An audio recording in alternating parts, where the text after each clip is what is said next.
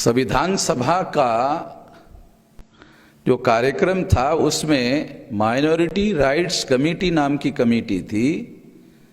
उस कमेटी के चेयरमैन सरदार वल्लभ भाई पटेल थे और उसको रिजर्वेशन का मामला तय करने का अधिकार था। तो रिजर्वेशन का मामला तय करने का अधिकार तो सरदार पटेल के पास था। यानी शेड्यूल कास्ट को रिजर्वेशन देना है, शेड्यूल ट्राइब को रिजर्वेशन देना है, ओबीसी को रिजर्वेशन देना है। तो ओबीसी को तो रिजर्वेशन नहीं मिला। जब क्योंकि किसान कौन है, तो आज अगर हम देखें तो लार्ज स्केल में किसान ओबीसी है, तो उसको रिजर्वेशन देने का निर्णय सरदार पटेल कर सकते थे, वो नहीं किया। यानी जब जब भी ऐसे आनी बानी के प्रसंग आए उसमें हम देखते हैं कि दो लोग जो है इकट्ठा होकर काम करना चाहिए था, तो वो अलग अलग काम करते हुए दिखाई देते।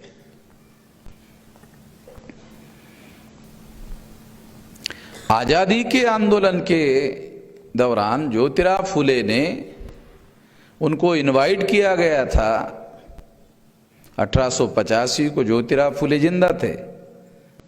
जब ज्योतिराव फुले के पास ये प्रस्ताव भेजा गया था कांग्रेस में आने का, ब्राह्मणों ने उनको कांग्रेस में लाने का प्रयास किया था, तो उन्होंने राष्ट्रीय सभा, कांग्रेस का जो नाम था वो राष्ट्रीय सभा था, उन्होंने कहा कि ये राष्ट्रीय सभा नहीं है, भट्ट सभा है, ये ब्राह्मण सभा है, इसमें मैं नहीं जा सकता। तो इस तरह से ज्योतिराव फुले तो सतर्क थे, क्योंकि उस समय ज्योतिराव फुले कम से कम महाराष्ट्र में किसानों का प्रतिनिधित्व कर रहे थे और किसानों के नेता थे। सत्यशोधक आंदोलन के पास जब तक नेतृत्व रहा तब तक महाराष्ट्र में कांग्रेस की सदस्य संख्या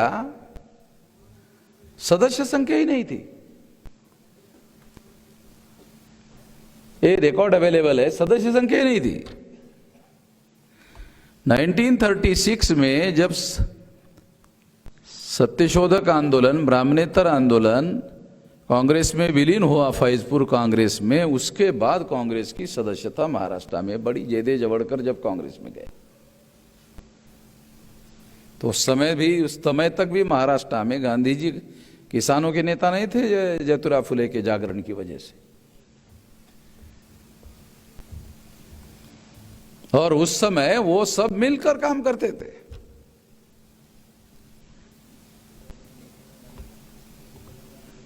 ज्योतिराव फुले की ही वजह से छत्रपति शाहू महाराज कांग्रेस में शामिल नहीं हुए, बाबा साहब अंबेडकर भी कांग्रेस में शामिल नहीं हुए।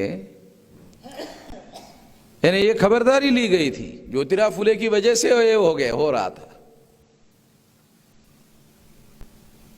मगर सारे देश भर में कोई ज्योतिराव फुले का आंदोलन नहीं था। ज्योतिराव फुले का आंदोलन महाराष्ट्र और साउथ इंडिया में था।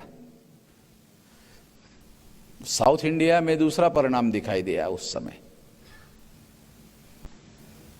नॉर्थ इंडिया में उन लोगों को समर्थन मिला और नॉर्थ इंडिया में उनको समर्थन मिलने की वजह से भटजी जो है वो कांग्रेस का नेता बना।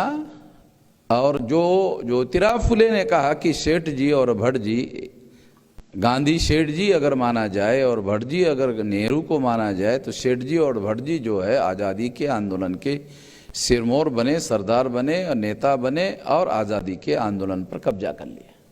अगर आप चाहते हैं गरीब हर वंचित इंसान की आवाज आप तक पहुंचे तो हमारे चैनल को सब्सक्राइब करें और बेल आइकन का बटन दबाना ना भूलें। देखते रहिए बहुजन न्यूज।